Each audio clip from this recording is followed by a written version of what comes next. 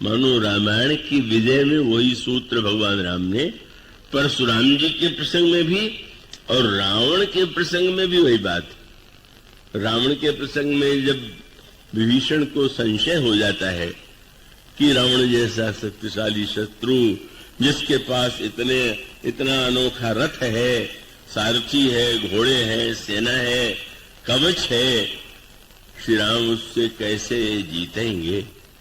इनके चरणों में जूते तक नहीं है, रथ की बात दूर, कवच की बात दूर, और अपना संशय भगवान राम के चरणों में उनके सामने रख देते हैं। देश दिया उसका भी सूत्र क्या है? मानो उन्होंने कहा कि विभीषण, क्या तुम इस लड़ाई को समझते हो कि रावण नाम के व्यक्ति के विरुद्ध में लड़ रहा हूं क्या? तो अन्य लोगों की लड़ाई में और मेरी लड़ाई में क्या भेद है? और तब भगवान राम ने जो पंक्तियां कही उसमें बस सूत्र भगवान ने यही किया। और उन्होंने कहा सच्चा वीर कौन है, सच्चा विजेता कौन है, और इस युद्ध में विजय पाने के लिए किन शस्त्रों का प्रयोग करना चाहिए। कितना मार्मिक वो प्रसंग है जिसमें भगवान सुनो सखा कह कृपा निधाना, जेहि जय होए सो चंदन आना। जिससे जय प्राप्त होती है वो ये रथ नहीं है। तब सौरज धीरज तेई रथ चाका, सत्यशील दृढ़ ध्वजा पताका, बल विवेक दम परित घोरे, क्षमा कृपा समता रज जोरे, ईस भजन सारथी सुजाना, विरत चर्म संतोष कृपाना, दान पर सुबुध शक्ति प्रचंडा, बर विज्ञान कृष्ण को दंडा, अमल अचल मन त्रोण समाना, समजम नियम शिली मुख नाना, कवच अभेद विप्र गुरु पूजा, यही सब विजय उपाय न दूजा। जीतन कहन कतहु रिपुता के, लड़ करके जीतने का प्रश्न ही नहीं, उसके लिए लड़ने योग्य कोई शत्रु ही नहीं। और तब उन्होंने कहा वीर की उपाधि ये नहीं है कि उसने किसको हरा दिया, किस जाति को हरा दिया, किस सेना को हरा दिया। भगवान कहते हैं महा अजय संसार रिपु जीत सके सोई वीर। जो महान अजय शत्रु, उन महान अजय शत्रुओं पर जिसने विजय प्राप्त कर लिया वही सच्चा वीर है। और ये युद्ध केवल उस युद्ध की कला को प्रदर्शित करने के लिए है। और इसीलिए जब भगवान राम रावण को अपना धाम दे या बंदरों को या राक्षसों को अपने धाम की में आदेश दे धर्म, तब मानो वह युद्ध जो था वो हराने के लिए, परास्त करने के लिए नहीं था, वो रावण की बुराई को ही हराने के लिए था। और इसका अर्थ ये है कि बहुत बार तो हम अगर जीवन में अपने आप में विचार करके देखें तो समस्याओं में एक बहुत बड़ा स्वरूप ये होता है कि हम समस्या के मूल पर ध्यान नहीं देते। और समस्या के मूल पर यदि ध्यान दें को जीतने की चेष्टा किया, परिणाम क्या होगा कि अगर उन दोनों में कोई जीत भी जाए तो फिर तो किसके अहंकार की जीत हुई, किसके क्रोध की जीत हुई, वही सिद्ध होता है। इसलिए मानो यह जो रामायण की कथा है उस कथा में आप एक बात पाएंगे और यही है आदर्श जो महाभारत से रामायण को भिन्न बनाता है। आप देखिए ना, भगवान राम ने ये बड़ा विशाल ग्रंथ है, उसमें अंतरंग रहस्य है। भगवान राम बाणों का प्रयोग करने में बड़े संयमित हैं। कहीं तो भगवान राम एक ही बाण का प्रयोग करते हैं, कभी 31 बाणों से भी वे रावण पर प्रहार करते हैं। और इसका अर्थ क्या हुआ कि जैसे आप अगर किसी शल्य चिकित्सक या हॉस्पिटल में जाएं और वहां डॉक्टर के द्वारा किए गए ऑपरेशन की ओर देखें तो आपको एक बात दिखाई देगी कि वहां अनेक उपकरण रखे हुए हैं, अनेक प्रकार के चाकू रखे हुए हैं, अयव रखे हुए हैं। क्यों? बोले डॉक्टर का उद्देश्य धार की तेजी देखना नहीं, पर उसकी विशेषता है कि जितनी आवश्यकता है उससे अधिक जो है, कहीं जहां कटना चाहिए उतना भले ही काटना पड़े, पर अन्य अंगों की सुरक्षा। तो भगवान श्री राम का जो युद्ध है, वो उस युद्ध को आप एक जातीय युद्ध मत मान लीजिए, दो देशों का युद्ध मत मान लीजिए। भगवान राम तो एक शल्य चिकित्सक की तरह शस्त्रों का प्रयोग करते हैं, और शस्त्रों के प्रयोग में भी वो निश्चित कर चुके हैं कि कहां किस लिए कितनी मात्रा में शस्त्र का प्रयोग करना चाहिए। जब आप ये पढ़ते हैं कि भगवान श्री राम के सामने ताड़का आई और प्रभु ने ताड़का का एक ही वध से बाण किया, तो इसके अर्थ पर आपने विचार किया। और जब भगवान श्री राम ने मारीच और सुबाहु से युद्ध करते हुए सुबाहु को जला दिया और मारीच के ऊपर बिना फल के बाण का प्रयोग किया, क्या तात्पर्य। और अन्य प्रसंगों में भी जब भगवान श्री राम ने सुग्रीव का दुख सुना, तो सुग्रीव का दुख सुनने के बाद उन्होंने कहा, सुन सुग्रीव मैं मारी हूं बाली एक ही बाण, ब्रह्म रुद्र शरणागतहु गए न उबन प्राण, मैं एक ही बाण से वाली का वध करूंगा। अब एक ही बाण, ताड़का का वध एक बाण से, बाली पर प्रहार करते हैं एक बाण से, ये निरर्थक शब्द नहीं है।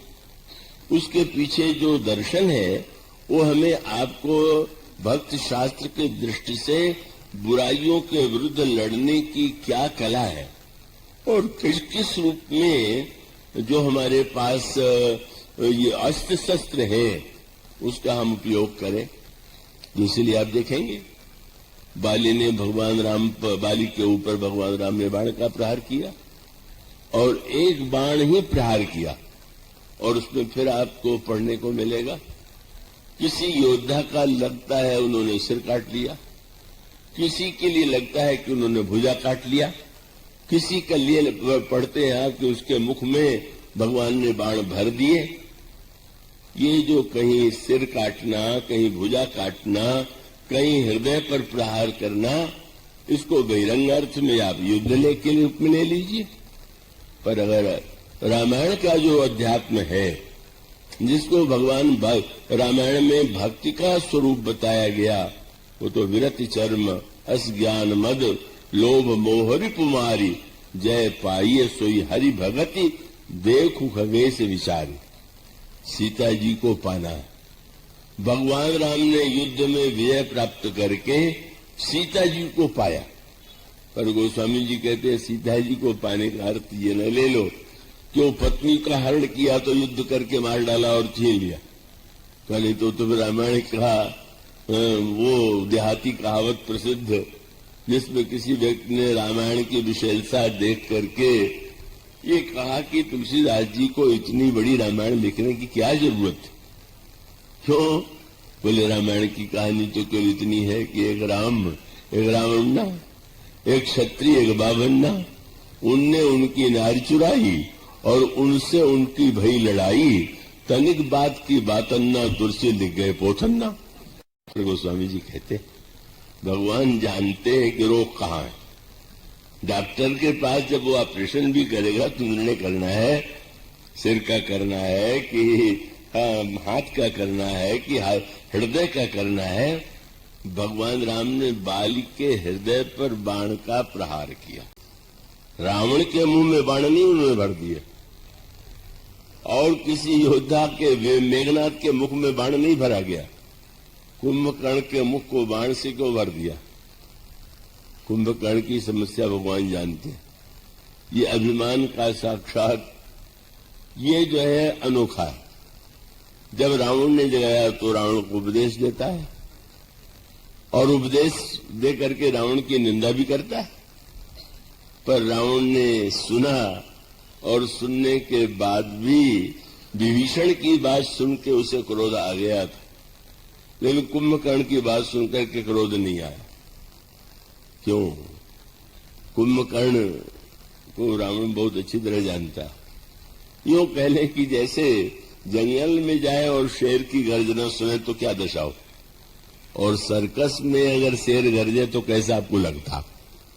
गर्जना तो दोनों सुनाई दे रही, शेर की, पर वो जानते हैं कि अरे ये तो पिंजरे वाला है, इसको तो ऐसे दिखलाने के लिए समझ गया। इसीलिए जब उपदेश देने लगा तो तुलसीदास जी ने कहा, उपदेश देते उपदेश ही नहीं दिया, आंख मूंद के ध्यान करने बैठ गया। पर गोस्वामी जी ने जो व्यंग किया, क्या बोले, राम रूप गुण सुमिरत मगन भयउ क्षण एक क्षण के लिए लगा कि भगवान के ध्यान में डूब गया। लेकिन रावण मांगे कोटि घट मद अरु महिष अनेक। रावण ने कहा लाओ हजारों घड़ों में शराब पी लिया। और तब क्या हुआ? गोस्वामी जी ने कहा कि शराब जब तक नहीं पिया था तब तक रावण को उपदेश दे रहा था, और शराब पीने के बाद फिर रावण की जय बोलता हुआ। और जब युद्ध लड़ता था तो किसकी जय बोलता था? बोले मही पटकई गजराज एवं शपथ करे दसीस। जय हो महाराज रावण की। भगवान राम ने मुख पर बाण तो भर दिया, बोले मुख खुला रहेगा तो मरते समय 10 शीश का ही नाम लेके मरेगा, इसलिए कम से कम 10 शीश का मुंह न निकले। और रावण आज तो मरते समय हम क्या नाम लेते, और कुंभकर्ण जो है मरते समय भी रावण का नाम ले, इसलिए प्रभु ने कितनी बड़ी कृपा कर दिया, बोले मुंह बंद कर दिया। अभिमानी का मुंह बंद कर देते हैं प्रभु, वो एक आध्यात्मिक तत्व है का भगवान के बाण साधना के बाण है, और उसके द्वारा मानो अभिमानी बोलता बहुत है, अभिमानी गरजता बहुत है। भगवान ने उसे मौन कर दिया, और जब उसका मुख बंद हो गया और उस रूप में भगवान के सामने आया तो भगवान ने बाण से उसका सिर काट दिया। पर अगले क्षण लोगों ने देखा कि भगवान कुंभकर्ण के मुख से तेज निकला और भगवान में समा गया। आश्चर्य हुआ लोगों को। तासु तेज समान प्रभु आनंद हर्षे देखी चम शंभु चतुरानंद। मानो भगवान क्या बताना चाहते हैं, अभिमान को मारने की आवश्यकता है, पर वह अभिमान जब मुझ में विलीन हो जाता है तो अभिमान धन्य हो जाता है। मैं धनी हूं, मैं पद है, मैं ये हूं, इस रूप का अभिमान कल्याणकारी नहीं है। और मैं सेवक रघुपति पति मोरे अस अभिमान जाय नहीं बोरे। मानो जब वो अभिमान परिशुद्ध होकर के भगवान से में जुड़ करके एकाकार हो जाए तो विनष्ट करने योग्य नहीं।